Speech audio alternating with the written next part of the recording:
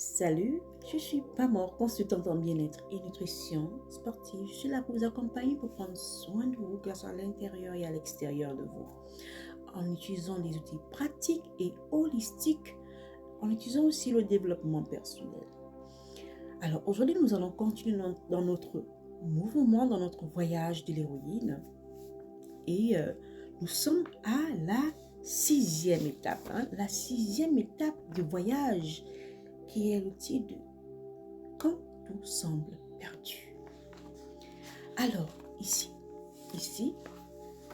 nous avons parcouru de 1 jusqu'à 5.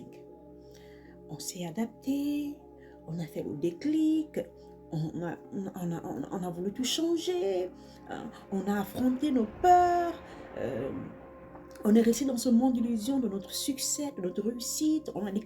On pensait que tout était beau, tout était merveilleux.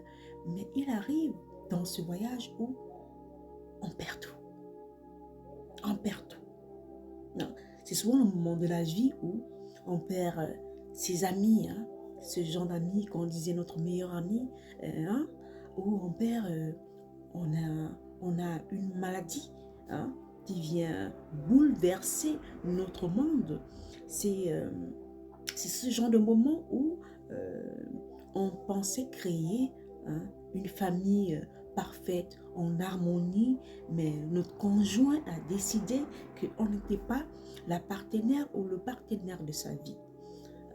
C'est où on traverse des moments de problèmes avec notre partenaire qui utilise nos enfants, qui utilise des enfants pour nuire à notre partenaire, pour lui faire du mal, où on rencontre tous ces narcissiques. Voilà. C'est le moment de la vie où on perd tout. C'est le moment de la vie où on perd même son travail. On se dit que nous sommes maudits. Oui. C'est le moment de la vie où tout s'enchaîne. Tout s'enchaîne. C'est comme si l'univers, Dieu, a décidé que on devait enchaîner problème et problème et problème et problème. C'est le moment de la vie où ces personnes qu'on pensait qu'ils nous aimaient nous tournent le dos. C'est le moment de la vie où on pensait qu'un membre de notre famille, quand on dit famille, c'est quelque chose qui représente l'amour, qui représente la loyauté, qui représente l'harmonie, un père, une mère qui nous ignore. C'est le moment de la vie où personne n'est à votre écoute. Vous vous retrouvez seul, perdu, dépressive, stressé, folle. Vous êtes retourné sur vous-même. C'est le moment de la vie où vous avez tout perdu. Vous avez perdu espoir. Vous avez perdu la foi. Même la foi en vous-même.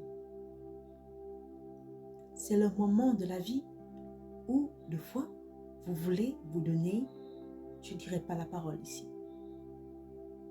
Vous vous retrouvez seul, dans votre enfer, sans aide. Vous dormez à la rue. C'est le moment de la vie où vous croyez que même vos anges vous ont laissé. C'est le moment où vous avez tout perdu. Où vous vous faites humilier par des gens que vous pensez que c'était des personnes loyales envers vous. Dans ce moment de la vie, deux fois, c'est où on retrouve la foi. Parce qu'on a tellement combattu, on a tellement voulu faire les choses à notre manière. On a tellement voulu faire les choses à notre manière que deux fois nous nous retrouvons sans force. On n'a même plus de force pour pouvoir avancer parce que notre corps nous fait comprendre que c'est fini. Moi aussi, je suis fatiguée. Alors, c'est ce moment de la vie où on retrouve la résilience. C'est où nous nous retrouvons nous-mêmes. C'est où nous commençons à apprendre qui nous sommes. C'est où on se dit, si je ne m'aide pas, personne ne le fera à ma place. C'est ce moment de la vie où l'héroïne, dans son voyage, se reconcentre sur soi. Se reconcentre sur les choses essentielles de la vie. Se reconcentre sur les choses de fois qu'elle ne voyait pas quand elle était dans le moment de succès.